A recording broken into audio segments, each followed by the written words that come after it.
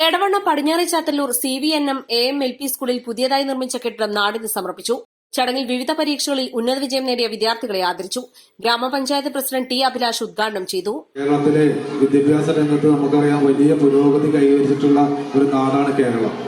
India രാജ്യത്തെ ഏറ്റവും മികച്ച വിദ്യാഭ്യാസ പ്രവർത്തനങ്ങൾ, വിദ്യാഭ്യാസ സൗകര്യങ്ങളുള്ള ഒരു നാടായി കേരളം മാറിയിട്ടുണ്ടെങ്കിൽ തീർച്ചയായും പഴയ സർക്കാരുകൾ ഈ സ്വകാര്യ പങ്കാളിത്തത്തോടുകൂടി എയ്ഡഡ് സ്ഥാപനങ്ങൾ സ്ഥാപിക്കാനുള്ള അനുമതി നൽകുകയും അത് വ്യാപകമായി നമുക്കറിയാം. ഇപ്പോൾ ചാത്തല്ലൂരിൻ്റെ ഈ മേഖലയിൽ തന്നെ മറ്റ് 2 സ്കൂളുകളും ഇതുപോലെ എയ്ഡഡ് സ്കൂളുകളാണ്.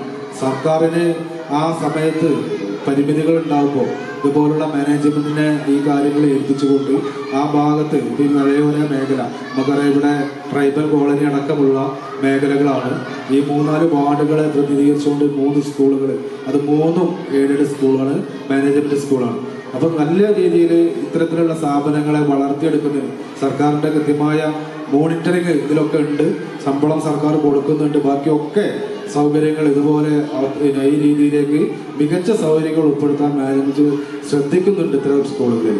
1.5 കോടി രൂപ സ്കൂൾ മാനേജ്മെന്റ് ചെലവഴിച്ചാണ് 10 ക്ലാസ് മുറികൾ അടങ്ങുന്ന 2 നില കെട്ടിടത്തിന്റെ പണി പൂർത്തീകരിച്ചത്. ചടങ്ങിൽ PTA പ്രസിഡന്റ് A സുഭാഷ് അധ്യക്ഷനായി.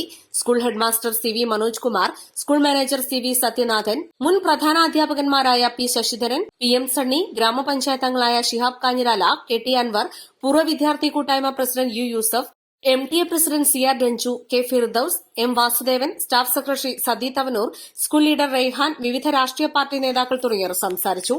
East live Edavanna.